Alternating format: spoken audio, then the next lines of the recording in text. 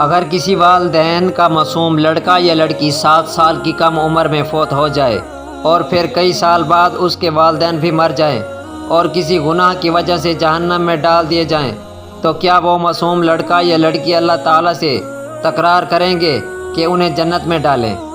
بسم اللہ الرحمن الرحیم۔ السلام علیکم ورحمۃ اللہ وبرکاتہ۔ سامعین، ایک بھائی نے سوال کیا ہے کہ مرنے کے بعد روحیں کہاں رہتی ہیں؟ میں دیوبند کے مولانا سے ایک سوال پوچھنا چاہتا ہوں۔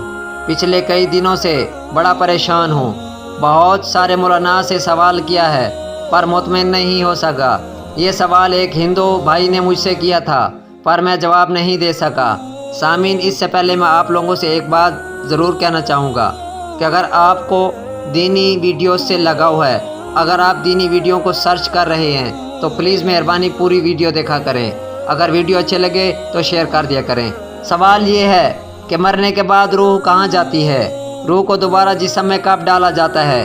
کیا روح 2 قسم کی ہوتی ہے، روح حیات اور روح سریات؟ کیا قبر میں دوبارہ روح کو ڈالا جاتا ہے؟ عذاب قبر روح کو ہوتا ہے یا جسم کو؟ اس کے بارے میں مجھے پوری تفصیل کی ضرورت ہے، برائے کرام جواب دے دیں۔ بسم اللہ الرحمن الرحیم۔ مرنے کے بعد نیکوں کی ارواح عالین اور بدوں کی سجین میں جاتی ہے۔ عالین نیکوں اور سجین بروں کا ٹھکانہ ہے۔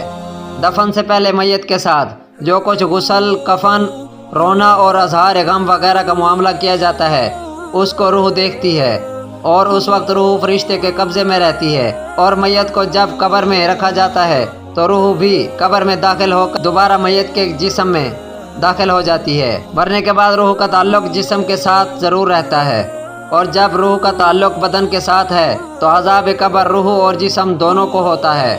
چنانچہ روح کے ساتھ بدن کے اجزاء بھی عذاب قبر میں شامل ہوتے ہیں۔ والسلام۔